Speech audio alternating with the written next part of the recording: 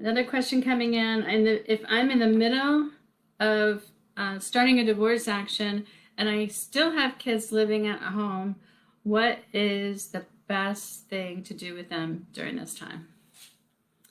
That's a really good question for your therapist, your divorce coach, or your co-parenting coach if you have one. And if you don't have one and you're just starting the process, I really recommend a good therapist that can guide you through this, and or a good divorce coach that can support you and give you this kind of practical advice specific to your situation and as things are happening.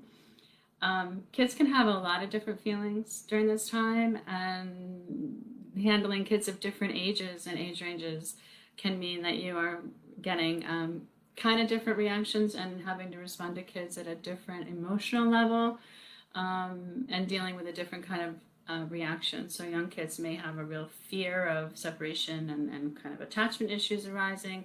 Teenagers may be royally pissed that you're interrupting and disrupting their life and changing their routine.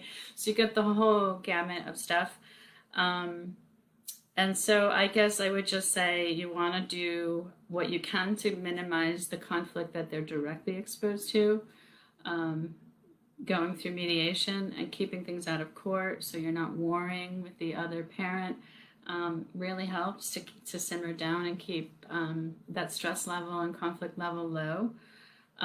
You want to reassure the kids a lot. You can't reassure them enough that they are loved, that they will still be loved, that they are allowed to be upset and angry at their parents. You want to shield from them any feelings you have of one party being to blame for the marriage or not. You just want to say, and you need to both be on this page. You just want to say, you know, we care for each other and we love you dearly, but we just can't, you know, get along as a couple, and we think it's best that we divorce. But you know, we expect you to love both of us, and we love you, and that will never change. That's got to be your message. It's very, very damaging to kids if you indicate that one party is to blame, and you have to be hypersensitive, I think, to the fact that kids tend to want to look at whether they're to blame in some fashion for this not working. So reassure, be positive, build up the other parent as the best parent in the world.